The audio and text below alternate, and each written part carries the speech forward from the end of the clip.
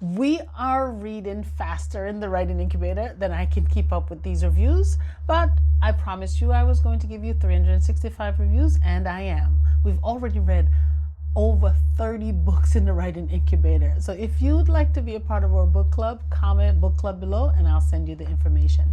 The last time we met, I reviewed books number 14. I reviewed up to number 14, books 11 through 14, and today I'm going to review books number 15 through 19.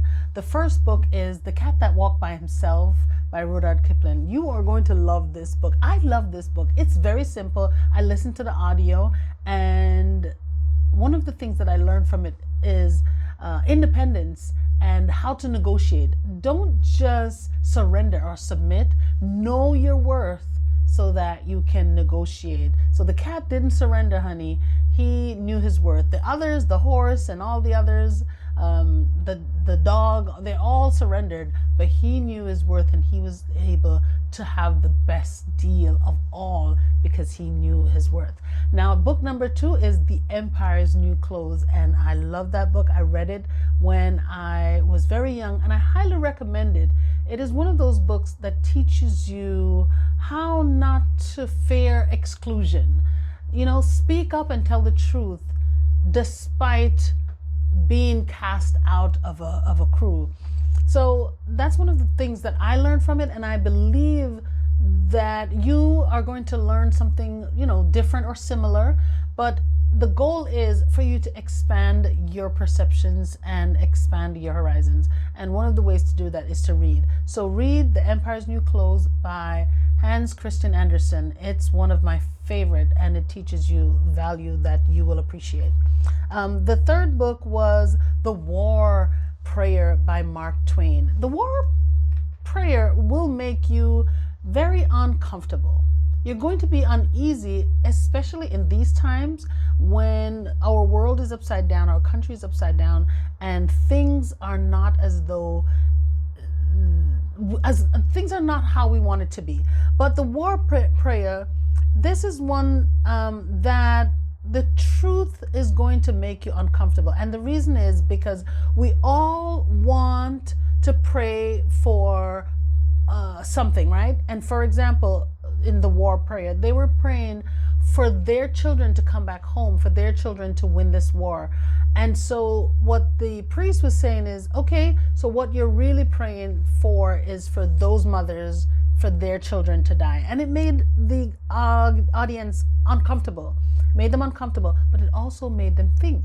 So if no one brought it up, they wouldn't have understood how war really is. Yeah, you want your children to come back home, but that means you're praying for others to lose their children. This is a very powerful book.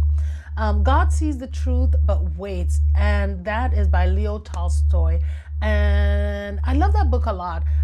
It's a short story, and we read short stories this week in the Writing Incubator, or the past 2 weeks in the Writing Incubator, because I wanted to get some messages across. And one of the messages I wanted to get across is, especially in God Sees the Truth But Wait, it's not because the truth doesn't matter, and not because you don't really quite understand why God is asking you to wait.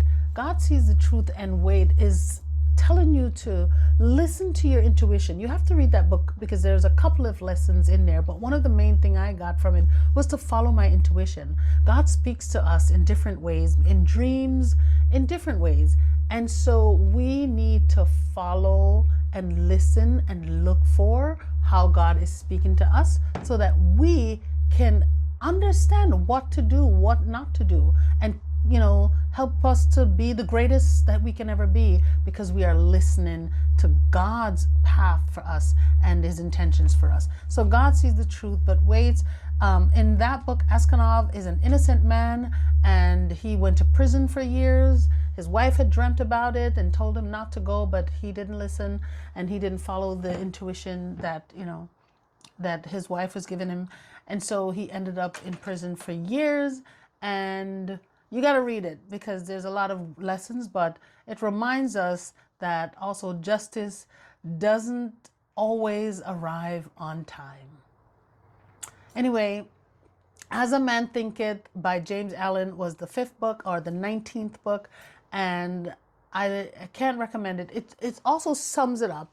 Our words are powerful and teaches us that our thoughts shape who we are. So that's one of the books that I highly recommend. Go out there and get them, and build on them, and just review, comment. So if you want to be a part of our book club, comment. And if you have read any of these books, comment. What are your, what did you get from it? What was the lessons that you got from it?